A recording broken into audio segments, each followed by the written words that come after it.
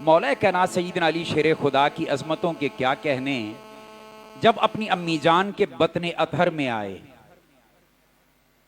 सैयदा तैयबा फातिमा बिनते असद, आपकी अम्मी जान, उनके बतने अतहर में मौला कायनात तशरीफ लाए। कुर्बान जाएं सैयदा फातिमा बिनते असद की अजमत पर। यार अजीब मेरे रब की तकसीम है ना, मौला कायनात को रब ने मां दी तो वो भी फातिमा, ज़ौजा दी तो वो भी फातिमा। कुर्बान जाए मौला कायनात की अम्मी जान की अजमतों पर। उनका जिक्र आया तो हम जरूर करते जाएंगे।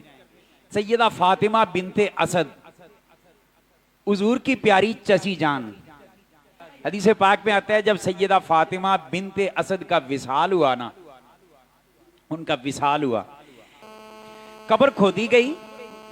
उस वक्त लहद बनाने का रवाज था, लहद तैयार हो गई ना। सैयदा फातिमा बिनते असद का जनाजा हुजूर ने पढ़ाया। हुजूर कब्र के अंदर उतरे। जहां नबी के कदम लग जाएं वो भी अर्शे उला से अफजल, मगर यहां मंजर जरा देखें, बदला हुजूर प्यार का कैसे दे रहे हैं। कब्र में उतरे और लहद जिस जगह पे अम्मी फातिमा को लिटाना था ना, मौला कायनात की अम्मी जान को, इमामुल अंबिया खुद वहां पे लेट गए। हुजूर लेट गए। आज कब्र भी अपने मुकद्दर पे रश्क करती होगी। सैयदा फातिमा को कब्र में लिटाया और कब्र में लिटाकर जब ऊपर मट्टी डाली, हदीस पाक की किताबों में मौजूद है, हुजूर अलैहिस्सलातु वस्सलाम ने अल्लाह की बारगाह में एक दुआ की। उस कब्र में लेटे थे तो अल्लाह की बारगाह में एक दुआ की, और वो दुआ सुनते जाएं और अपने ईमान भी मजबूत करें, अकीदा भी मजबूत करें, और सैयदा फातिमा से हुजूर को प्यार क्या था इसका भी अंदाजा लगाएं। हुजूर ने दुआ के लिए हाथ उठाए, दुआ की, अल्लाहुम्मा इग़फिर लि उम्मी फातिमाता बिनते असदिन व वस्सि अलैहा मदखलहा बिहक्की नबिय्यिका वल अंबिया इल्लज़ीना मिन क़ब्ली।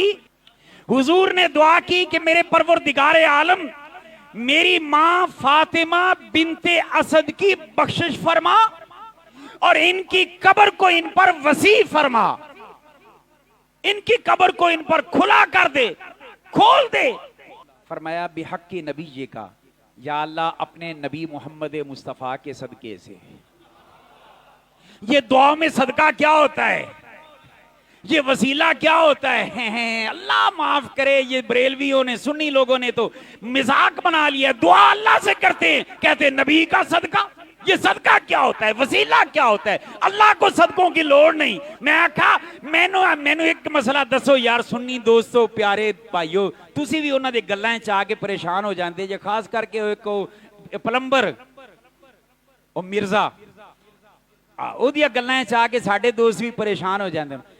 मुझे ये बताएं कि आज के किसी मौलवी या मलवट्टे को दीन ज्यादा आता है या इमामुल अंबिया को दीन का ज्यादा पता है। अगर वसीला दुआ में जायज ना होता तो इमामुल अंबिया दुआ में कभी ना फरमाते बिहक्की नबी का, या अल्लाह तेरे नबी मोहम्मद मुस्तफा का सदका तुझे पेश करता हूं, वसीला पेश करता हूं, मेरी मां को बख्श दे और इसकी कब्र को खुला कर दे। अच्छा, अब काम तो इतने से भी बन जाना था या नहीं बनना था। पहली बात यह है, मेरे आका की दुआ रद्द नहीं होती। दुआ रद्द, दुआ तो वो है जो नबी जबान पे ले आए, नबी जबान पे ना लाएं, सिर्फ ज़हन में ख्याल आ जाए रब किबले बदल देता है। तो जिस नबी के फकत ख्याल आने पर किबले चेंज हो जाते हैं, उसकी दुआ की क्या शान होगी। मुझे मेरे इमाम आला हजरत अजीमुल बरकत याद आ गए। मुस्तफा की दुआ का जिक्र करते हुए कमाल कर दिया।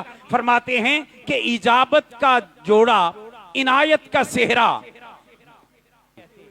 इजाबत का जोड़ा, इनायत का सेहरा, दुल्हन बन के निकली दुआए मोहम्मद, दुल्हन बन के निकली दुआए मोहम्मद। इजाबत ने झुक कर गले से लगाया, बड़ी नाज से जब दुआए मोहम्मद। हम दुआ करते हैं ना, इंतजार करते हैं कब कबूल हो, मगर कुर्बान जाए मेरे मुस्तफ़ा के मुंह से दुआ बाद में निकलती है, कबूलियत पहले हाथ फैला के खड़ी होती है। तो मेरे मुस्तफ़ा की फकत दुआ ही काफी थी।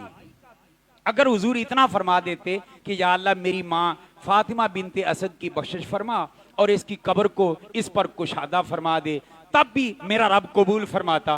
हुजूर मांगे रब ना दे, ये नहीं हो सकता। तो इतनी दुआ काफी थी। आका बिहक्के नबी जी का साथ क्यों कहा, जबकि खुद दुआ कर रहे हैं, तो अपना वास्ता क्यों पेश किया। हुजूर फरमाते हैं दुनिया वालों को मसाला बताने के लिए जब कुछ मौलवियों की जबानें खुल जाएंगी ना, वसीला आ रहा हमें, तो उस वक्त मेरी उम्मत के पास कोई तो मैं दलील छोड़ के जाऊं कि मेरी दुआ रब रद्द नहीं करता, फिर साहिब वसीला खुद दुआ कर रहा है, फिर भी कह रहा हूं बिहक्के नबी जी का, मतलब कि नबी दे सदके रब्बा बख्श दे, ये दुआ करना मेरे मुस्तफा दी सुन्नत बन जाए। अच्छा चलो बिहक्के नबी जी का तक तो बात समझ में आ गई। या रसूल अल्लाह इतना ही काफी था, आपसे बड़ा वसीला तो कोई नहीं हो सकता। मगर ये साथ कह, या अल्लाह उन अंबिया के सदके भी बख्श जो मुझसे पहले आए। आका ये कहने की फिर क्या जरूरत थी। हुजूर फरमाते हैं हकीम का फेल और हकीम का कौल हिकमत से खाली नहीं होता, और हुजूर हैं अफसहुल अरब वल अजम, और फसाहत का तकाजा ये है कि थोड़े कलेमात में मफहूम पूरा होता हो तो कलेमात को फैलाया नहीं जाता।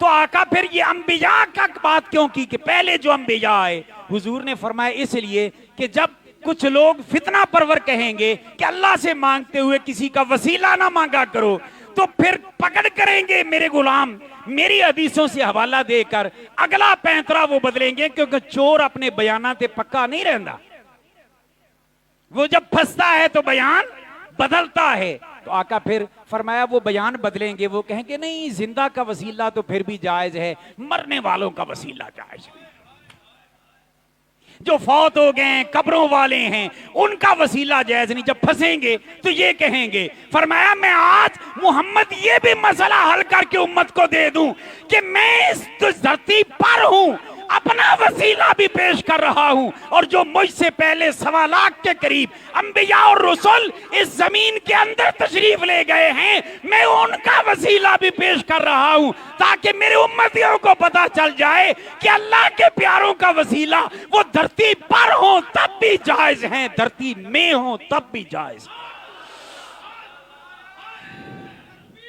अल्लाह